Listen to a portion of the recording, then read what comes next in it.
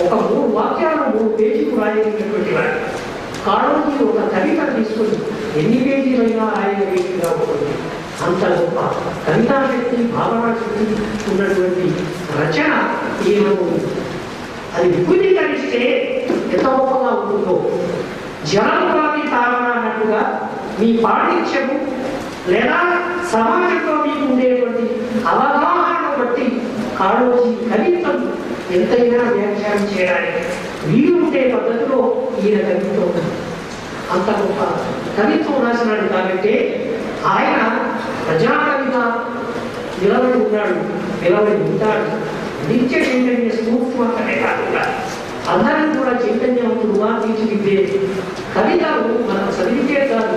ఆయన అన్నాడు, దీపం మన ఇంట్లో దీపం పెట్టుకోవడం కాదు, గుండెలో దీపం పెట్టుకుంటే, గుండెగా చేసుకుంటే ఆయన కవితలు గుండెకు వచ్చే బలం కానీ ఒక వ్యక్తిత్వం యొక్క గొప్పతనం కానీ ఎలా ఉంటుందో ఇక్కడ తెలుసుకుంటున్నారు.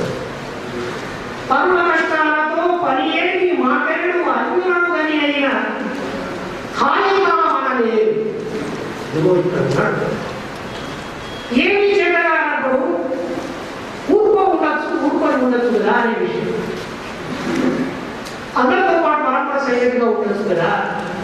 ఇదిగో ఇక్కడ కవి తెలుస్తున్నాడు, పరుల కష్టాలతో పని ఏమి మాకు అనియడు అన్యులను కానీ అయినా హాయిగా మనలేదు.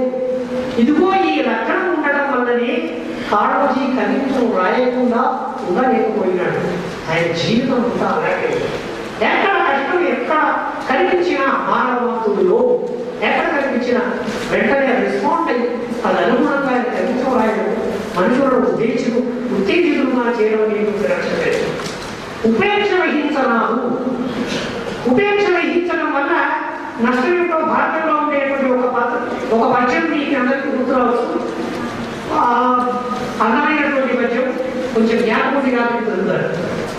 సారపు ధర్మము విమల సత్యం పాపము చేత పొందుచే పారము పొందలేక చెడమాడినైన అవస్థ దక్షుడు యవ్వారు ఉపేక్ష చేసి అది వారణ చేటకు గాని ధర్మనిష్ఠానకమయ్యు సత్య శుభదాయకమయ్యు దైవగుండెడు. ఇక్కడ దైవం ప్లేస్లో ప్రజ ఏదైనా నష్టం జరుగుతూ ఉంటే, అన్యాయం జరుగుతూ ఉంటే ఉపేక్షిస్తే చూస్తూ సమర్థుడైనటువంటి వాడు దాన్ని బాగు చేయడానికి వీలైనటువంటి వాడు దాన్ని పోలీలే వాక్యానికి అనుకుంటే అది అన్యాయం. దానికి ఆగిపోయి అది అక్కడ ఆ ధర్మం రక్షించబడుతుంది ఏ రకంగానైనా కానీ చూస్తూ ఉపేక్షించిన వాడికి నష్టం జరుగుతుంది అనే విషయాన్ని గ్రహించండి. అందుకు ఆ లక్ష్యం ఈ కాళోజీలో ఉండడం వల్ల ఆయన కవిత్వం రాసినాడు. కేవలం రాసిలో ఉండడం కాకుండా ఉద్యమాల్లో స్వయంగా పాల్గొని ఉత్తేజాన్ని ఇతరులకు కలిగించినటువంటి జీవితాన్ని ఎదిగినటువంటి కాళోజీ. ఇంకా ఇతని కవిత్వాల గురించి నేను కొంచెం వివరంగానే చెప్తున్నాను. మన మిత్రుడు జనార్దన్ రెడ్డి గారు దీని తర్వాత ఏదో మీరు పరిస్థితి చూడాలి అన్నారు.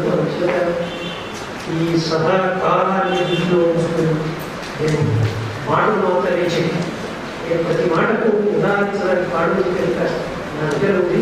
కేవలం నేను ముందు చెప్పినట్టుగా సమయాన్ని దృష్టిలో పెట్టుకుని ఆయన అధికంలో నేనేది చదవడం లేదు. తెలంగాణ విషయంలో ఆయన వ్యాసం తెలంగాణ భాష ఒక భాషను ఎదిరించినట్లే భాష మాట్లాడేటువంటి వాడు వ్యక్తి మనిషి. ఒక మనిషిని గౌరవిస్తే ఆ భాషను కూడా గౌరవించాలి. ఎన్ని రకాల పాటలు వాడేవాడు వ్యాస ఈ కాలంలో ఏ రకంగా హీనంగా కూడా ఉంటుంది. తెలంగాణ వ్యాస అనేటువంటి విషయాలు ఆయన చాలా రాశాడు. అన్య భాషలు నేర్చి అర్థం కూడా సతించు కూడా సావరణి అన్ని భాషలు వచ్చు, ఇంగ్లీష్ వచ్చు, ఈ వేషము భాషలు అన్నింటినీ కూడా విమర్శిస్తున్నాడు.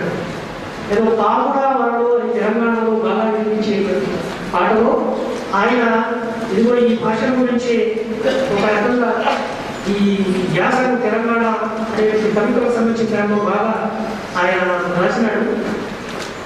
ఈ రకంగా ధ్యాస హీనంగా చూడడం అనేటువంటి దాన్ని ఆయన ఏమాత్రం సహించకుండా ఉన్నాడు. ఆయన వస్తువు కానీ కవితా శక్తి కానీ రచన కానీ చాలా గొప్పది అనే విషయం చెబుతూ కవిత్వాలను నేను ఉదాహరించడానికి సమయాన్ని దృష్టిలో పెట్టుకుని ఆపుతున్నాను. క్షమించవలసిందిగా కోరుతూ ఈ అవకాశాన్ని నాకు ఇచ్చినటువంటి తెలుగు శాఖ అధ్యాపకులకు కళాశాల పాలకులకు నమస్కారం.